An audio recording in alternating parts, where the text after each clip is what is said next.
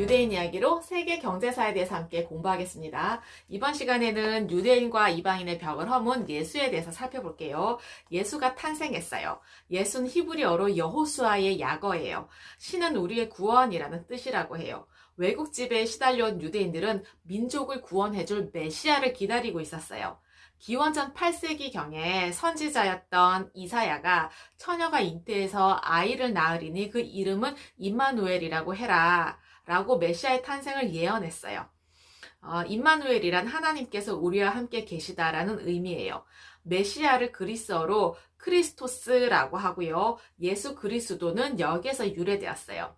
성장을 한 예수는 서기 27년에 예루살렘으로 와서 만민 구원의 복음을 전파했어요.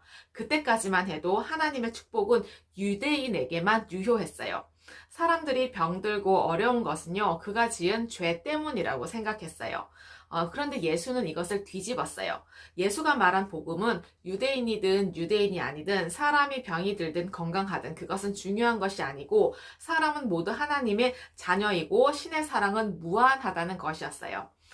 당시의 종교는 모두 상, 선, 벌, 악 이 핵심이었어요. 착한 사람은 상을 받고 죄 지은 사람은 벌을 받는다는 것이었는데요. 예수는 이것도 잘못되었다고 생각하고 뒤집었어요.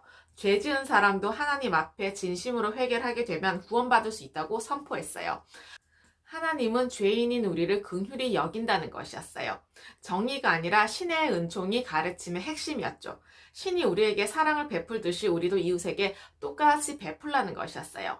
예수는 유대인인데도 배타적인 선민 사상과 그런 형식적인 율법주의에 대해서 비판적이었어요. 예수는 유대인들이 율법에 갇히지 않도록 율법의 자리를 사랑과 믿음과 소망으로 대치했어요. 예수는 율법을 하나님과 이웃에게로 돌아섬을 강조했어요. 예수는 십계명과 율법의 정신을 묻는 바리새파의 질문에 다음처럼 대답했어요. 내 마음을 다하고 내 목숨을 다하고 내 정신을 다해 주 너의 하나님을 사랑해야 한다. 이것이 가장 크고 첫째가는 계명이다. 둘째도 이와 같다. 내 이웃을 너 자신처럼 사랑해야 한다는 것이다. 온 율법과 예언서의 정신이 이 두 계명에 달려있다 라고 마태복음에 씌어 있어요. 예수는 더 나아가서 유대인들이 받아들이기 힘든 내용의 복음도 전파했어요.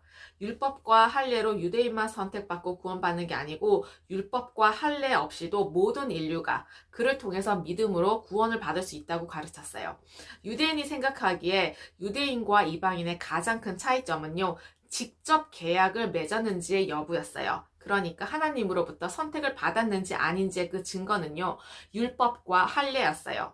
유대인에게 율법과 할례는 그들의 정체성이면서 종교이면서 목숨이었어요.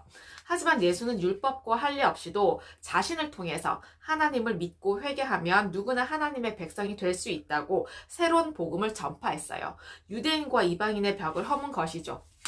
하나님이 유대인만의 하나님이 아닌 모든 인류의 하나님이 되었다고 기독교는 평가하고 있어요. 십자가로 내몰린 예수에 대해서 말씀을 드릴게요. 예수는 계층 간의 장벽도 허물었어요. 고대 유대교 교리에 따르면 예루살렘 성전에 들어가 자신의 죄를 회개하고 사죄의 축복을 받은 사람만이 구원을 받을 수 있었어요. 장애인은 성전에 들어가지 못했기 때문에 구원받을 수가 없었어요. 유대인은 장애가 죄 때문에 발생했다고 믿었어요. 그렇지만은 예수는 병자와 장애인들의 병을 고쳐주고 그들이 성전에 들어갈 수 있도록 했어요. 예수가 말하길 하나님의 응답은 토라에 대한 복종으로 얻어지는 것이 아니라 믿음이 깊은 인간에게 주어진다고 말했어요. 하나님을 향한 믿음 때문에 사람들은 계율을 지킨다는 것이었어요. 유대인 입장에서는 이것은 잘못된 교의였어요.